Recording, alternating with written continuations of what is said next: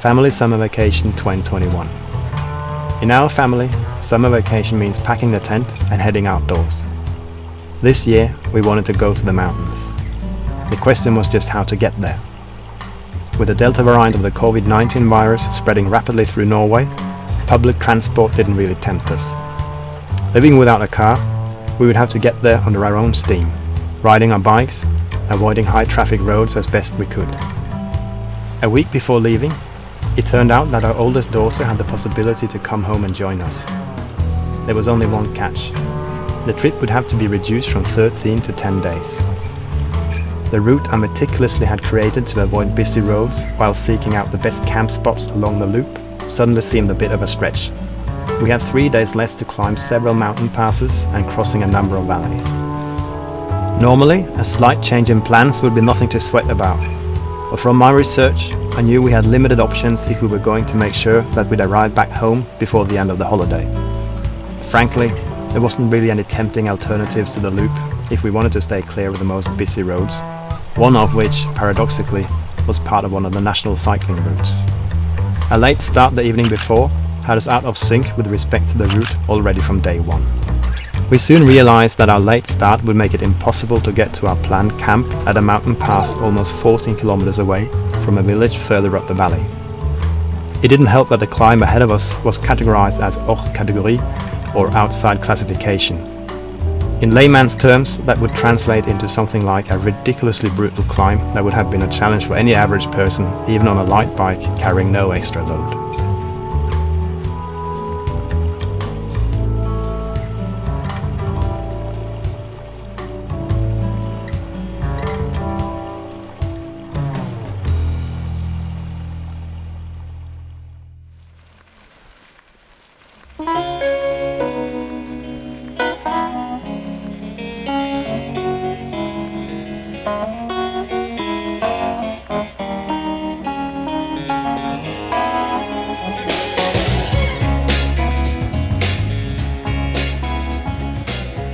Trying to ride as far as possible before dark wasn't an option. Ironically, the map showed that the further we would get away from the little village and up into the mountain forests, the less likely we were to find a spot to put up our tent for the night. The Norwegian allemannsretten, roughly translated to every man's right, gives you the freedom to camp wherever you want as long as you stay at least 150 meters away from houses and cabins. All good, except that half the way to the pass we would enter an area densely packed with more than 2,000 cabins, making it unlikely to stay far enough away from the cabins to camp legally.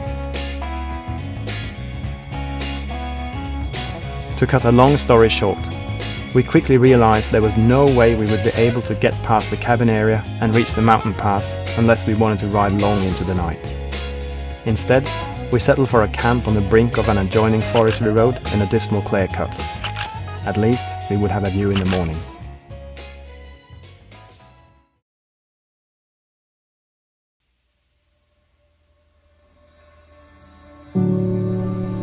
The morning greeted us with a view down a valley with low-hanging clouds drifting slowly over the landscape. Then we started the second half of the climb to the pass. It didn't take long after leaving our camp spot before we entered the cabin village. Forget about the tiny picturesque forest cabins we see all over social media. Modern cabins in Norway are built to more or less the same standard and size as any villa in the cities. Combined with a dense network of roads to give access to the hundreds upon hundreds of cabins, many of these cabin areas no longer resemble a mountain forest, but a large village. But then something happened. After passing an excavator digging up a pristine mountain slope to make way for a tobogganing hill, we were out of the cabin village. A few hundred meters of pedal stomping later, and we were at the top of the pass. It felt almost like landing on another planet. Mountain ranges surrounded the horizon, and the sky suddenly grew bigger and mightier. We knew we had a lot of riding ahead of us, but sometimes you just have to be in the moment. We picked blueberries and took our time, enjoying a good lunch at the top while discussing our options. Our planned route would now take us down into a valley where another hors catégorie climb would greet us. If we could bag that climb, we would be at the eastern edge of Hardangervidda, Northern Europe's largest mountain plateau. The prospect of riding into the night wasn't too tempting, but the possibility of reaching the plateau was hard to resist. we chose to let the legs decide. If we had any juice left in them while there was still a fair chance of conquering that climb and reaching the plateau before dark, we would go for it. The next hours saw us riding down steep descents, being pelted by thunderous rain and passing waterfalls and quaint little farms. Though we enjoyed the ride, there was no denying the rain and the long climbs started to take its toll on us.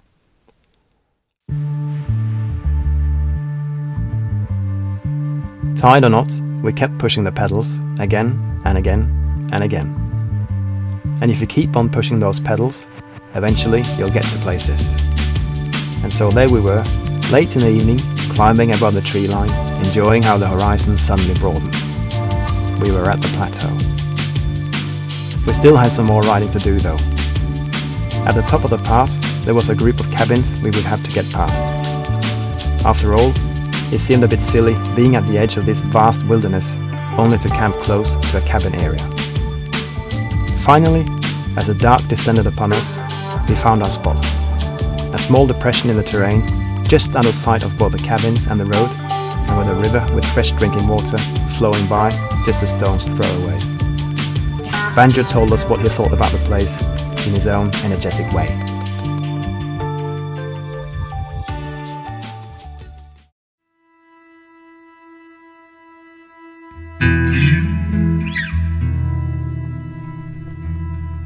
My wife and I lost our hearts to this place way back, hiking across the plateau 3 times back in the 90s. The first time was in '93, the summer after we became a couple. It was almost like some sort of litmus test for our relationship.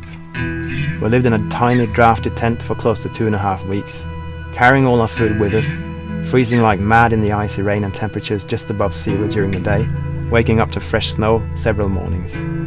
Still, we had some of the best days of our lives up there on the mountain plateau. Since that first trip, we've been there several times, later on bringing the girls too. One of the most memorable trips was when we crossed Norway by pack raft and paddled across the mountain plateau back in 2013. There's just something about such wide open spaces. And now we were here yet again. Part of me wanted to stay for a few days, but I also knew that we were approaching the point of no return just a day ahead. Lingering here for too long would force us to ride the same way back, or even worse, having to ride the route along the high-traffic highway to get back home. In the end, we took our time in the morning to enjoy our brief stay on Hardangervidda. We stopped several times along the short stretch before the road dropped down in a valley, each of us feeling the pull of the mountains.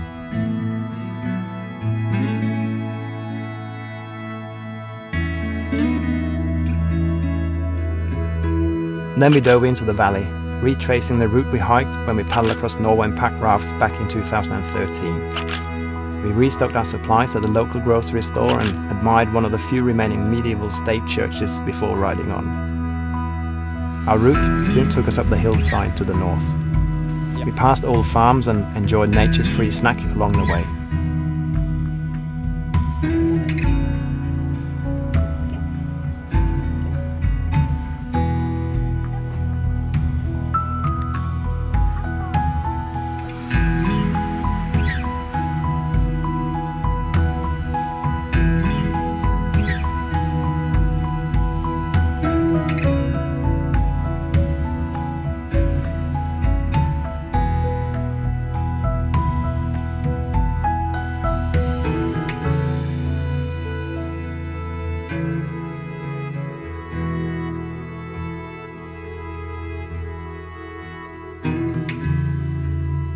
Before we knew it, we found ourselves on National Bicycle Route number 5 again, steering the wheels onto gravel and working ourselves up yet another valley and into the sunset.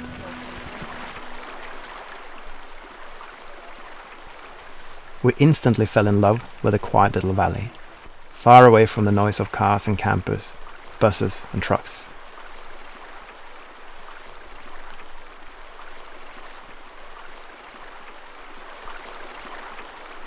We made camp by a small river, just as dusk was approaching.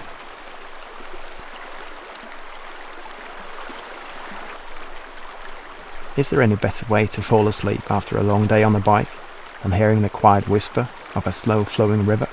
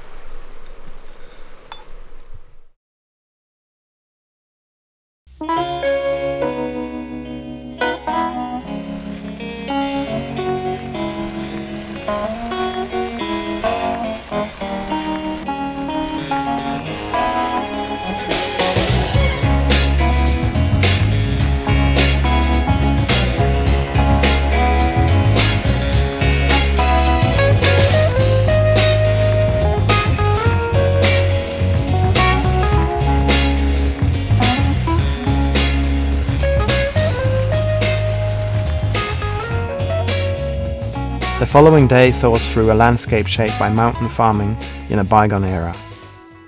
Even though there are 2 million free-roaming sheep grazing in the forests and meadows in summer, the old farm buildings are now empty, if they're not used as holiday cabins. Now and then, we pass the odd old pine tree that somehow had made it through until today. It always feels strange seeing these old relics in an otherwise intensively used landscape.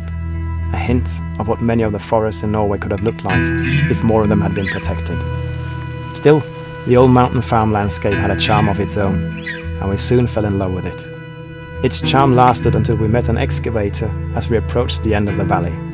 Standing idle at the roadside, it symbolized the destruction caused by the building of yet another cabin village. Where the old farmhouses somehow blends in with the landscape, the new cabin villages are the complete opposite. They are built by demolishing the landscape, removing absolutely everything to give room for 21st century luxury.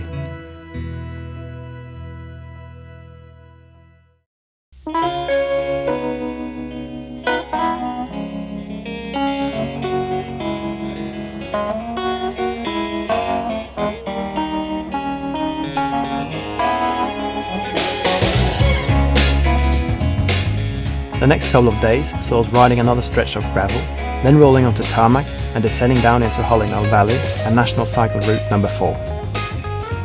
Ironically, I had made an effort to plan our route so that we would avoid the National Cycle Route, as it followed the main highway for more sections than we fancied.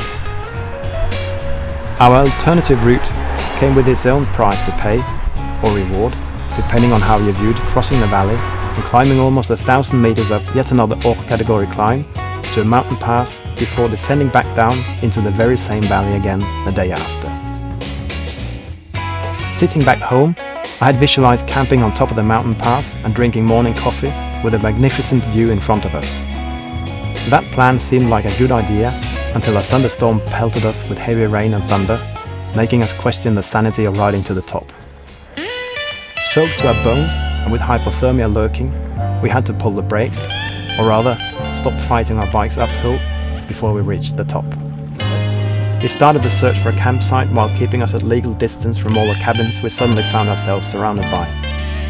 Definitely not the camp location I had anticipated back home, but as our youngest daughter pointed out, as soon as you put up the tent, crawl inside and snuggle into your sleeping bag, it doesn't really matter where your tent is. It's your own little mobile home you can take with you wherever you go. Home is wherever you pitch your tent.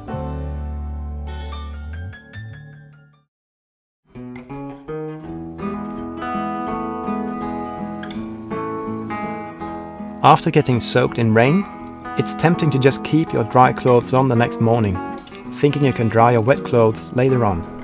But what if your dry clothes get wet too? You can only bring so many clothes. Instead, we allowed us the luxury to dry our wet clothes, saving our dry clothes for our next camp. Oftentimes, we simply put the moist clothes on and ride them dry.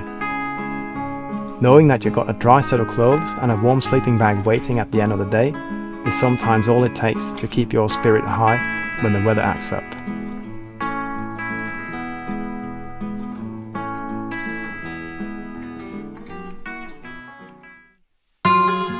Our days were filled with both joyous chats and deep talks about all aspects of life. It's strange to look back on all the years we've been on trips, all 4 of us, and how we are getting along on trips, growing together as a family. Days that are long and hard somehow seem to make us giggle and laugh even more in the tent in the evening. I feel incredibly privileged to have a wife, 2 daughters and a dog that enjoy coming along on these trips. Not just that, but the outdoors, or friluftsliv as we call it in Norway, seems to have become an integral part of their life too. As we took on the last leg of the climb, the forest gradually opened up until we finally climbed above the tree line at the top. Distant mountain ranges greeted us at the top. We stopped and soaked in the view. Then the descent began. The plan was to once again ride down into the Hallingdal Valley. Down in the valley, we would turn our wheels back north and ride the old road on the east side for about half an hour until we reached a bridge. The bridge would take us over the river and onto a short section of Highway 7, one of the main roads across southern Norway. A few hundred meters further north, we were supposed to leave the highway and the national cycle route and start our way back home via yet another category climb up to a mountain pass. It all looked good on paper. Actually, it all looked good in real life too, until we came to the bridge and discovered that it was gone.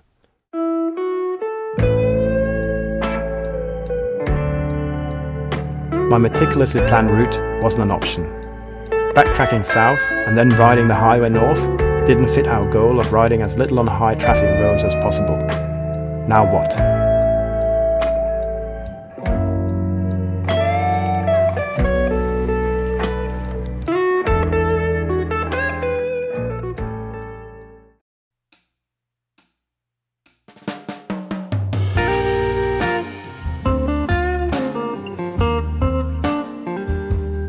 We enjoyed a lazy morning while I was weighing up our options.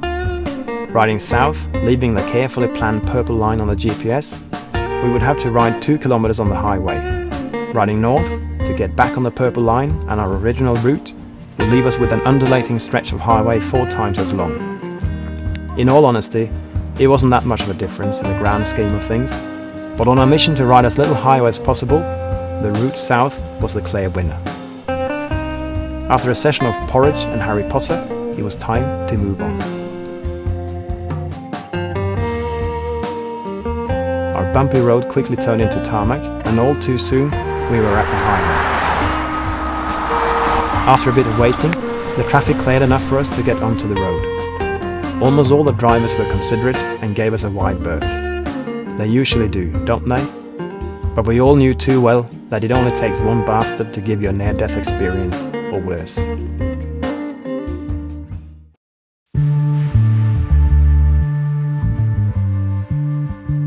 An unintended side effect of riding on the highway was our extra appreciation of the small back roads later on. We passed farms, big and small, dodged heavy rain clouds, and slowly made our way homeward in the wooded lowlands until we suddenly were back on our original route, yet again following the purple line on the GPS.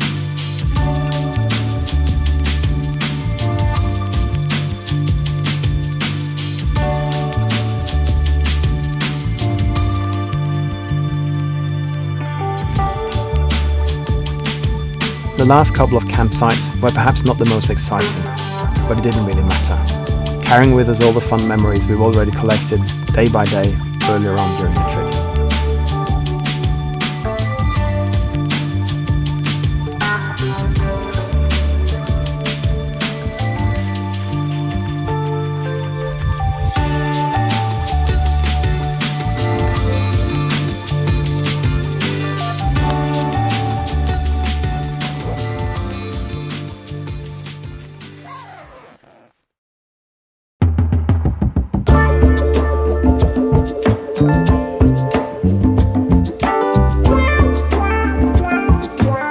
Maybe bikepacking trips aren't just about what we see and experience along the way, but perhaps even more about how the camaraderie and family bonds are getting firmer as the days roll by and nothing else really matters. When we thought the trip was more or less over, with only a couple of days left, sort of just a matter of letting the GPS guide us home, we suddenly realised how little we knew about our backwoods north of where we live. We passed lakes we'd never seen before, came by a more than 800-year-old tiny state church hidden in the forest, and rode through woodland previously unknown to us. Sure, the GPS held our hand and told us where to ride, but even still, our backwoods kept surprising us.